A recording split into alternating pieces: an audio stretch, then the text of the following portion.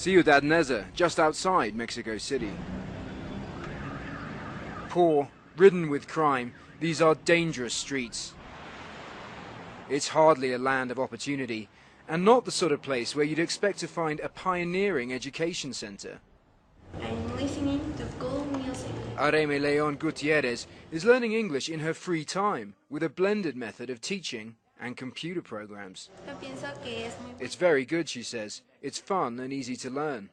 This is one of 70 so-called learning and innovation networks. These centers first began in 2009 and now have something like 350,000 users, most of whom had never used a computer before. Moise Cherem is the head of Enova, the company behind the program. We basically monitor students, teachers, and infrastructure, and we do that with huge precision.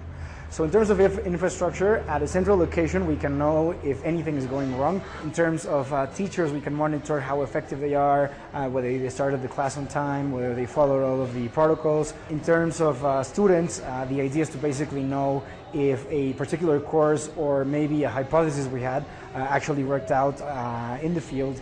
It's an initiative aimed at tackling a crisis in education. Mexico has the lowest education standards of any major country. Many blame the teachers' unions, which have had huge influence over hiring and regulation. The company was founded in response to a troubled system, as well as a need to target children and adults in poverty. Alarmingly, 40% of the people that didn't know how to use a computer never imagined using a computer in their lifetime.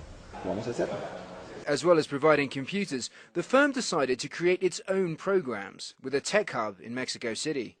First of all, there wasn't a software that did specifically what we wanted it to do, and secondly, just a budget constraint. So we ended up using a lot of open source software.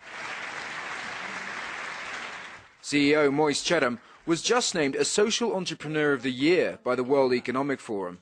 Enova is a for-profit company, and they say the role of the private sector is key.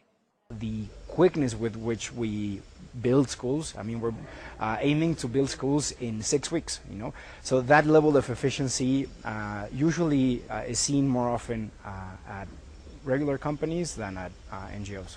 What is number 2? Construction is only expected to intensify in the next few years as Mexico pushes to improve education and lift millions out of poverty. Nick Parker, CNN, Mexico City.